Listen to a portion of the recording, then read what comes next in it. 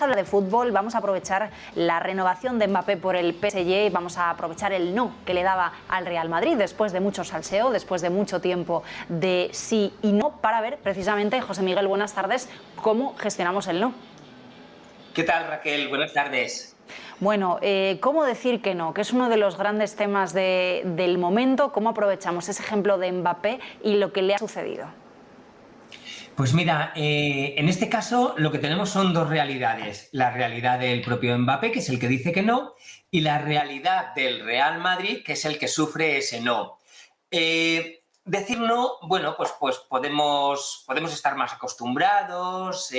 En un momento dado nos puede ser hasta fácil si estamos convencidos de que tenemos que decir que no. Pero ¿cómo gestionamos ese rechazo? Porque al final el no de Mbappé no deja de ser un rechazo a algo que ya todos los seguidores del equipo dábamos como una realidad, aunque no había nada afirmado. Y esto nos lo podemos llevar a otros ámbitos de la vida, cuando un candidato rechaza a una empresa, cuando una empresa rechaza a un candidato, cuando una pareja o una futura pareja nos rechaza, un cliente, un inversor, si tenemos una startup. Lo primero que tenemos que hacer es convivir con ese rechazo, es decir, aceptar que ese rechazo es parte de la vida y que nos va a pasar en diferentes momentos. Ojalá no sean demasiados, pero en varios momentos de nuestra vida vamos a ser rechazados. Lo primero es aceptarlo. ¿Qué significa aceptarlo? Aceptarlo significa mirar al futuro. No quedarte anclado en ese no y en esas emociones negativas que te ha generado. Y además, una de las cosas que nos puede ayudar es mirar ejemplos. Desde Edison, que descubrió 1000 formas diferentes de hacer una bombilla, como él decía, no sentía que había fallado o que no le habían salido las cosas como esperaba, hasta casos mucho más recientes, como es un programa que todos conocimos en su momento, Operación Triunfo, que estuvo en el cajón de varias productoras durante tiempo, o si nos gusta la música, los Beatles fueron rechazados en un primer momento, la propia Rosalía más recientemente. Es decir, el rechazo va a ser parte de nuestra vida. Aceptarlo es una posibilidad.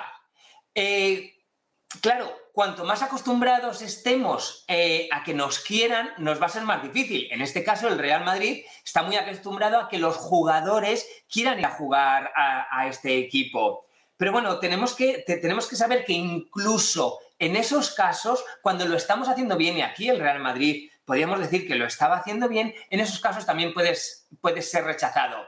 Muchos dirán que podía haber firmado un documento como en su momento hizo con Figo, pero probablemente en el mundo actual ningún jugador va a firmar ese documento. Con lo cual, la aceptación es clave.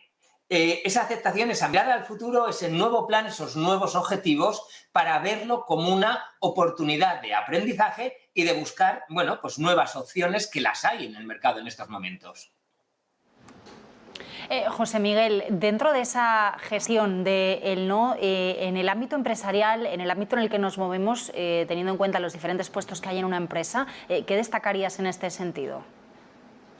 Pues mira, destacaría por un lado lo que están haciendo muchas empresas. Hay un término que es employer branding o empleador de tener una marca de empleador o ser empleador de referencia, que muchas empresas están trabajando en fomentar una cultura y unos valores que hagan que los candidatos no las rechacen cuando les hagan ofertas. Normalmente estas compañías van a candidatos, a talento reconocido y reconocible, por tanto tienen que tener una marca de empleador que tiene que ver con esos valores, esas culturas que estaba comentando.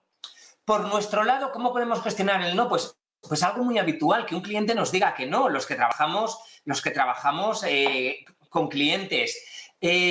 Tenemos que saber que sí, somos falibles, es decir, no todo lo que hacemos va a ocurrir o va a salir con éxito. Por lo tanto, tenemos que saber vivir en esa realidad, con esos pies en el suelo que nos va a permitir, bueno, pues aceptar y no caer en emociones como el enfado, la frustración, el miedo, incluso pensamientos catastrofistas: no voy a volver a vender, los clientes no volverán a querer venirse conmigo, los jugadores buenos no volverán a querer venir, o incluso el resentimiento e ir contra la persona que nos rechaza. No caer en todas esas emociones, aceptar con honestidad, con valentía y con realismo que sí, no podemos gustar a todo el mundo y no todo el mundo se va a querer venir con nosotros.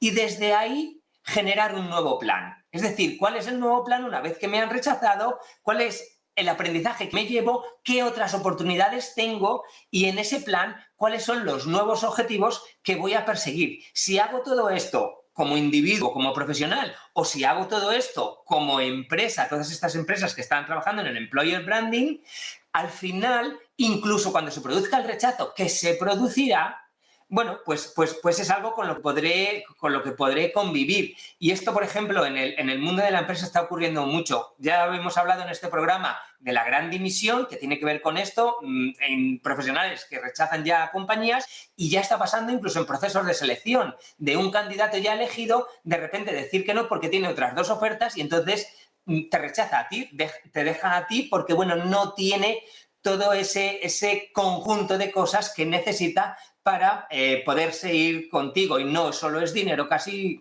nunca. Siempre hay un proyecto, hay un entorno, hay una cultura, hay muchas más cosas en las que las grandes compañías ya están trabajando para que ese rechazo se produzca en un ratio mucho menor.